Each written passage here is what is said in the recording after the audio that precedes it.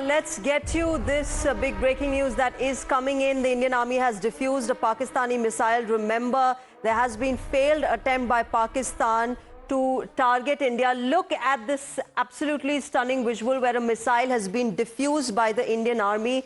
This was found.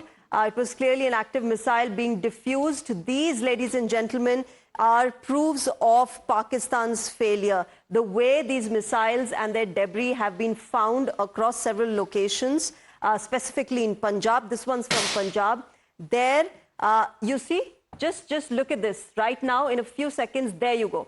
This defusal that's been happening has been happening by the Indian Army. My colleague Pavit Kaur has been joining us and getting us the latest. Pavit, these are some stunning visuals of the Indian Army defusing the missile that was found, Pakistani missile. Extremely concerning situation as well as far as Pakistan trying to target civilian areas is concerned. What's more that you have on this?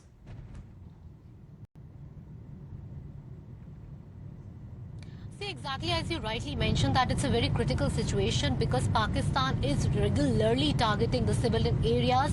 And if we talk about this particular, the defusal which has been done by the Indian Army, let me tell you that the bomb was found day before yesterday by the villages of J2Al village of Makhan Windy village. So they informed the police about the same. The police then called the parties. They informed the Indian Army about the same later on, after which the Indian Army called a special contingent, a special bomb disposal squad from Chandi Mandir, Chandigarh. They came here, they disposed of, they defused the missile today, and after that there was a sigh of relief. And this was not the only one missile which was shot. But the thing was that there were on the same day 3 missiles were fired by Pakistan in the adjoining areas of Amritsar in the 3 villages, and J2R was the one of the village. So this one was the alive missile, which was told by the army officials, by the army sources to us, that this is very much alive, and even the adjoining area was cordoned off, and even some of the part was vacated. So this comes as a big relief for the villages and for the international border over there in the Amritsar. Yes. All right. Pavit, thanks very much for joining us at the moment, getting us those details. Let's quickly explain to our viewers also what we are showing them. These are visuals. These are deferred visuals. Remember, because of safety and national security reasons, we are getting you only deferred visuals that are coming in. This is, of course, of a live missile being diffused by the Indian Army near Amritsar. These are several locations, in fact, where debris or active missile has been found. A failed attempt by Pakistan to target civilian areas. But let me also understand from Wing Commander Nikita, who is somebody who can help us better understand how this in its entirety works. Wing Commander, the fact that this is an active missile, the fact that drones and missile attacks have been happening from the Pakistani side since yesterday, how does one know, how does one identify those, what are the things that perhaps civilians should be aware of that something like this is happening? As we all know, the drones can be of various sizes, as small as a quadcopter and as big as 2 to 3 meters big. And any air defense system that we have composes mainly of 3 parts. It's a radar, a missile launcher or a gun launcher, and a command and control unit, CCU that we call, or a control center. So with the help of these 3 things, AD system that has, it tracks incoming missile or an aircraft. The radar helps to pick up that aircraft. Most of the radars that work on the Doppler effect, in which the cross-section area, that we say the size, the bigger the size of the projectile that is coming in, it will be picked up more. But the smaller the size of an aircraft or a drone, they might not be picked up with just a normal Doppler kind of a radar. But with the the newer generation aircraft, they are able to pick up smaller drones also. And with the help of their radar, they track it. The next... they identify it. The next step is to track the aircraft as in the projectile, the trajectory of that projectile. And thereafter, we go on to engaging that projectile with the help of the control center, where we take a lock-on on that projectile, which can be a missile or can be an aircraft. And then the fire command is given through that control center, where we take on that. So there's an elaborate... This is happening? Go ahead. This is my job. I can tell you that. You see, am I allowed to go there? Yes, please go ahead. Fantastic. Now for you to see, Now this is the team which comes. This is part of my team which comes. Okay. That white is all, those white bags. Yeah, you can be here, sir. These are the sandbags.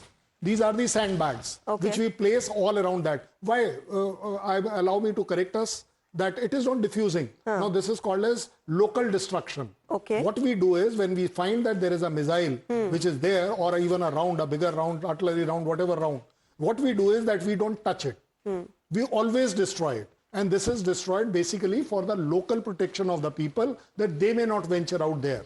One. Number two, even the animals don't venture out there and accidentally touch it and activate it. Because this missile has traveled a distance. It would have been armed otherwise. But maybe it's a Chinese one, that's why it's gone dud also. But at the same time, from here till there where that party was standing, there is a line laid. And then it is ignited, and this is what is the result of that. Okay, so this is not diffusal, this is destruction. Local destruction is what the terminology is. In situation. Thanks very much, Colonel Singh, for explaining to us what exactly is happening here. Viewers, remember that we have been telling you that we are only giving out deferred visuals and certain details that one needs to understand to help us understand, what's been happening here. We are not giving out operational details or intelligence as such. But as far as tech dominance is concerned, Commander Jaitley, I want you to come in on this. We've been talking about drones and missiles and, how things have changed from perhaps a 65 or a 71 war, and how these years have led to tech dominance even in battlefields. You want to talk about how, the scenario right now is changed and how, therefore, the situation has become even more challenging? See, in the year 2014, we got Prime Minister Narendra Modi as the Prime Minister of India. Things started changing with that. And by the end of 2014, somewhere I think October, Manohar Parrikar ji was made the Defense Minister. Let me tell you, he was there hardly for 2 years, maybe 3 or 4 months. And during his period, this S-400 was ordered, which is saving India today. It is during his period, this lot of defense acquisition systems, which were very, very complicated, he simplified them. It was during Manohar Parrikar's period that he gave a lot of stress on what DRDO is doing. He had number of meetings with them. And he himself, being a technical person from IIT Bombay, he went very deep into the systems and really guided them. Let me tell you, he became a game changer for our defense forces. Game changer, I'm using the word, for Manohar Parrikar ji. And today, if we have a high-tech defense forces, a lot of credit goes to him. Of course, I don't say, even before that, Indian forces have been quite high technical, Indian Navy, Army, Air Force, but he definitely took us to the next level. And S-400 is one of his gift to this country. Absolutely, and it has become the Sudarshan Chakra for this country.